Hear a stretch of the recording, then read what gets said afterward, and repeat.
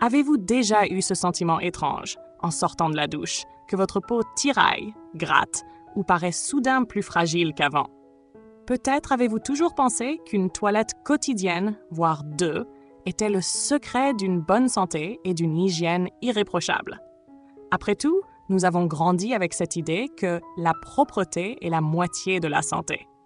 Mais ce que peu de personnes savent, c'est qu'après 70 ans, certaines habitudes qui semblaient bonnes peuvent en réalité devenir nuisibles. Oui, vous avez bien entendu. Votre façon de vous laver pourrait influencer votre peau, votre confort et même votre longévité. Aujourd'hui, je vais partager avec vous 8 faits surprenants sur le bain et la douche après 70 ans.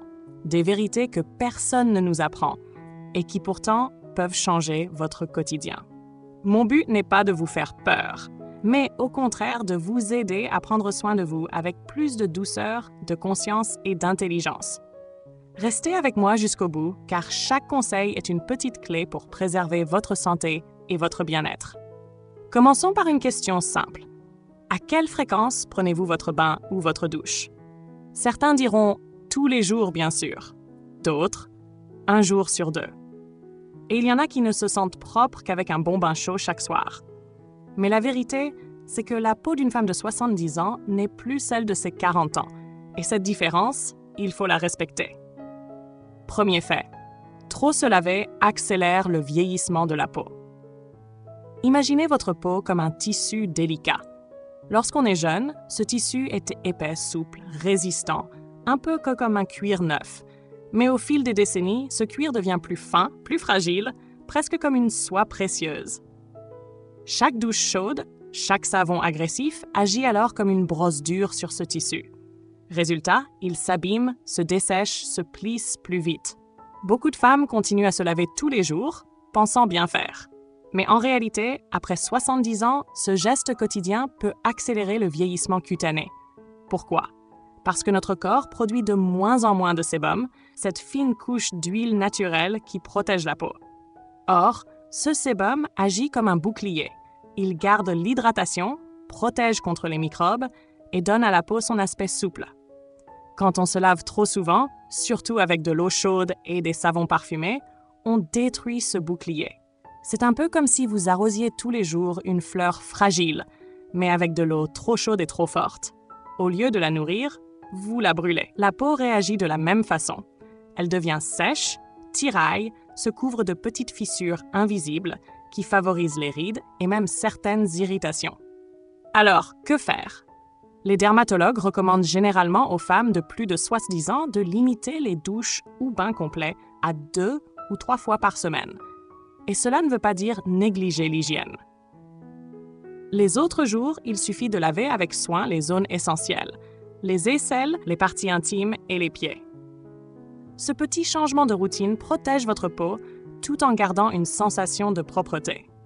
Personnellement, j'ai vu ma propre tante à 68 ans transformer sa peau simplement en réduisant ses douches quotidiennes.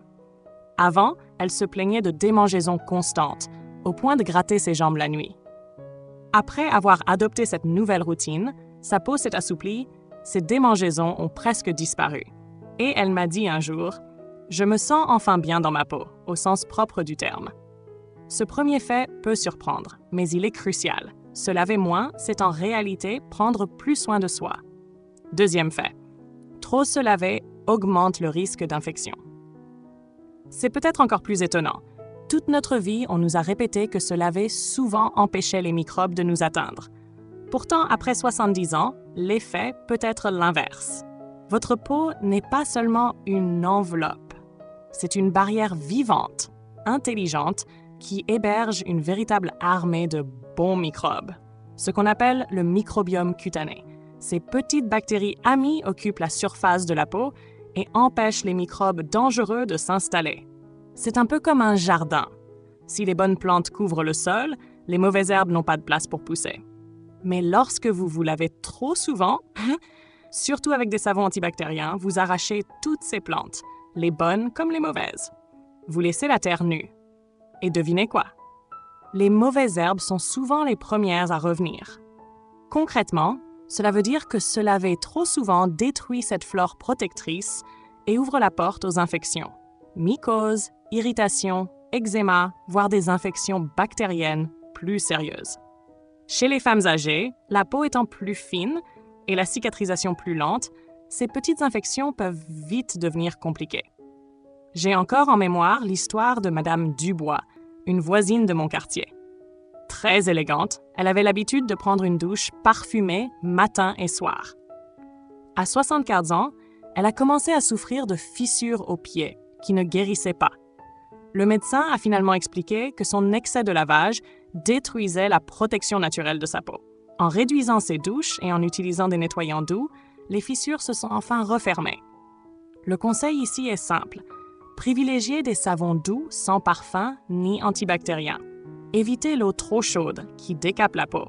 Et surtout, rappelez-vous que l'excès d'hygiène peut parfois affaiblir nos défenses naturelles. Cela peut sembler paradoxal, mais c'est la réalité.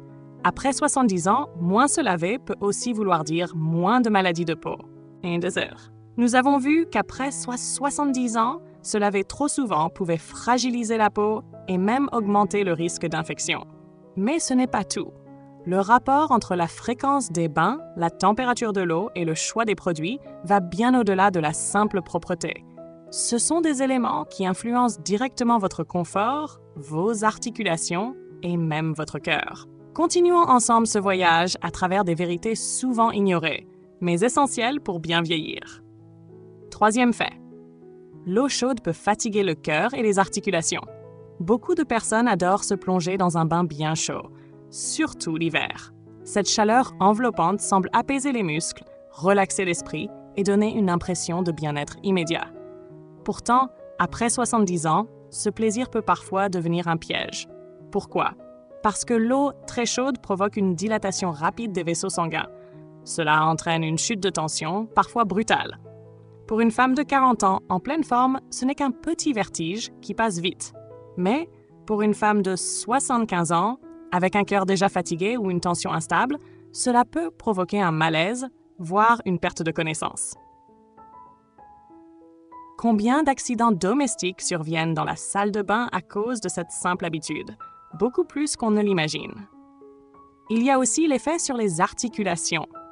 La chaleur excessive peut donner l'impression de soulager temporairement les douleurs, mais elle irrite aussi les tissus fragilisés, accentuant parfois l'inflammation à long terme. Je me souviens d'une dame rencontrée lors d'un atelier de santé senior. Elle adorait prendre longs bains brûlants pour calmer son arthrose. Mais son médecin lui a expliqué que cette habitude risquait de fatiguer son cœur et d'aggraver ses douleurs le lendemain. Elle a remplacé ses bains brûlants par des douches tièdes courtes et elle a découvert une amélioration surprenante. Moins de vertige, moins de fatigue après la toilette et même un sommeil plus paisible. La leçon est simple. Privilégiez l'eau tiède, agréable, mais jamais brûlante. Votre cœur, vos os et vos muscles vous en remercieront. Quatrième fait, le bain influence directement la qualité du sommeil. Vous êtes-vous déjà demandé pourquoi certaines nuits sont agitées, malgré une bonne fatigue physique? Le lien entre l'heure du bain et la qualité du sommeil est souvent sous-estimé, surtout après 70 ans. Le corps humain suit une horloge interne.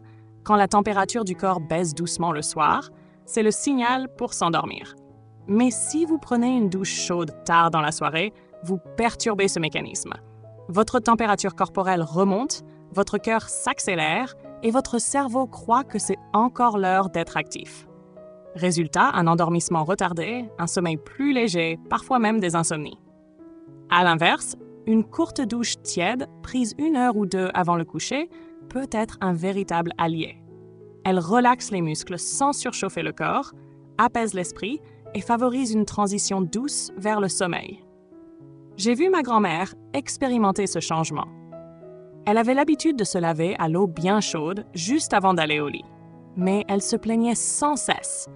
Je tourne et retourne. Je n'arrive pas à fermer l'œil. Sur les conseils de son médecin, elle a avancé sa douche à 20 heures, avec une eau tiède. Dès la première semaine, son sommeil est devenu plus profond et ses réveils nocturnes se sont espacés. C'est un détail simple, mais après 70 ans, chaque petit geste compte pour protéger la qualité de nos nuits.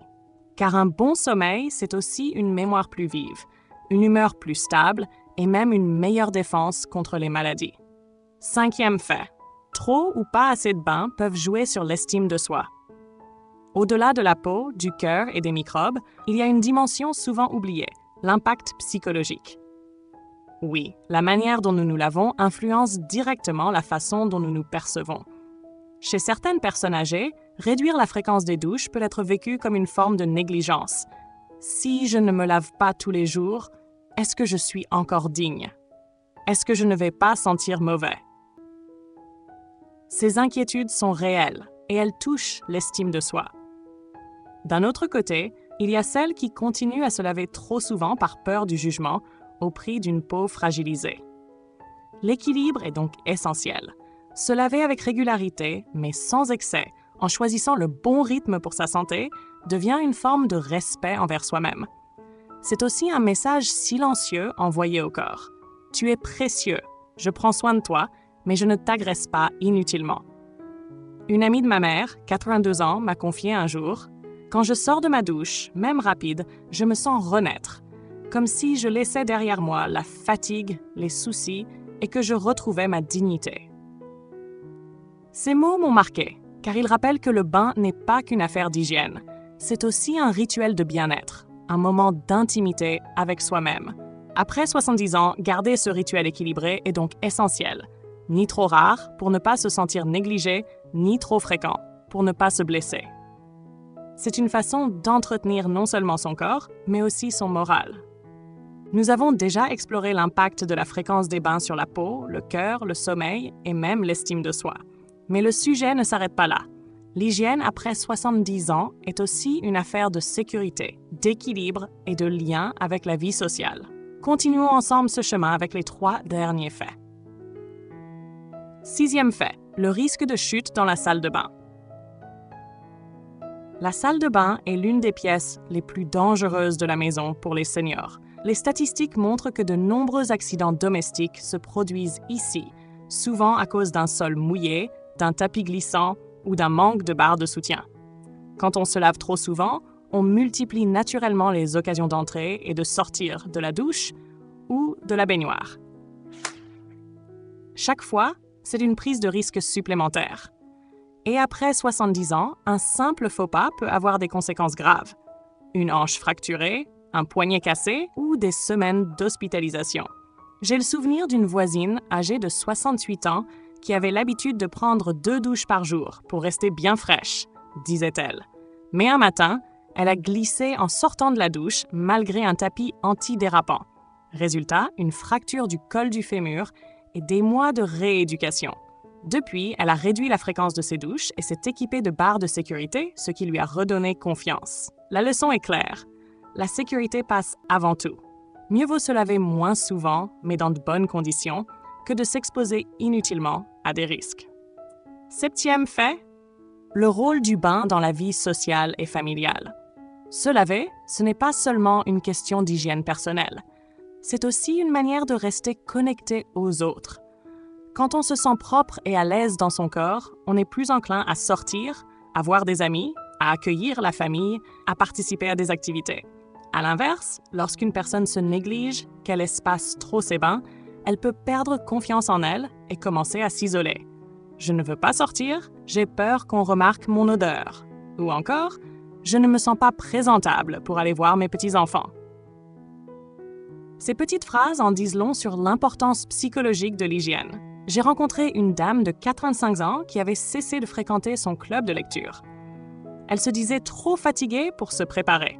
Mais en réalité, elle avait pris l'habitude de retarder ses douches par peur de glisser et elle n'osait plus se présenter aux autres. Avec l'aide de sa fille, elle a mis en place une nouvelle routine. 2 douches par semaine, toujours avec quelqu'un à proximité pour sécuriser la salle de bain. Résultat, elle a retrouvé le goût de sortir et sa vie sociale s'est rallumée comme une lampe qu'on avait laissée éteinte trop longtemps. Ainsi, garder une hygiène équilibrée après 70 ans, ce n'est pas seulement prendre soin de soi, c'est aussi nourrir ses relations et préserver le plaisir de vivre avec les autres.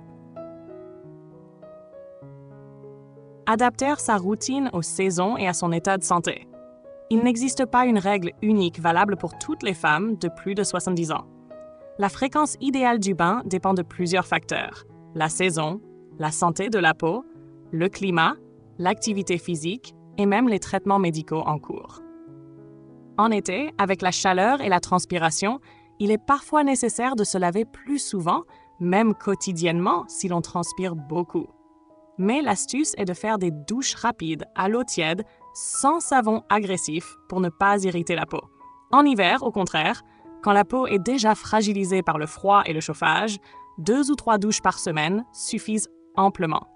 L'essentiel est de maintenir une toilette intime quotidienne et un rafraîchissement ciblé, visage, mains, plis cutanés, plutôt que de plonger tout le corps dans l'eau tous les jours. Il faut aussi écouter son corps. Une femme très active, qui marche beaucoup ou fait du jardinage, aura besoin de se laver plus souvent qu'une autre qui passe la plupart de son temps à la maison.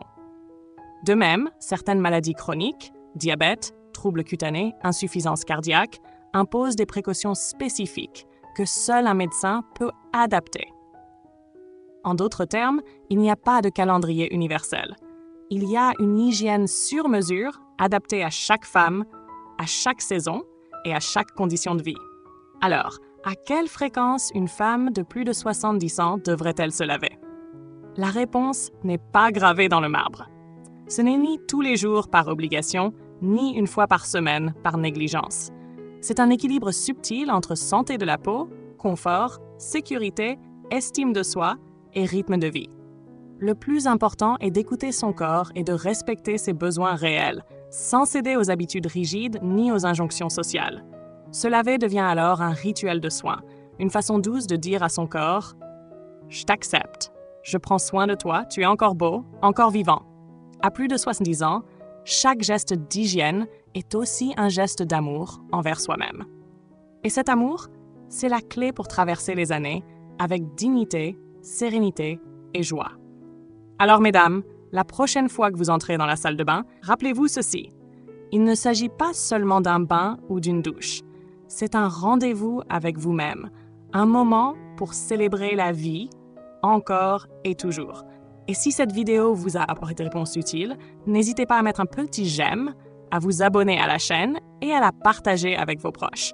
Votre soutien nous aide à continuer à vous offrir des conseils simples et précieux pour vivre vos belles années avec santé et sérénité.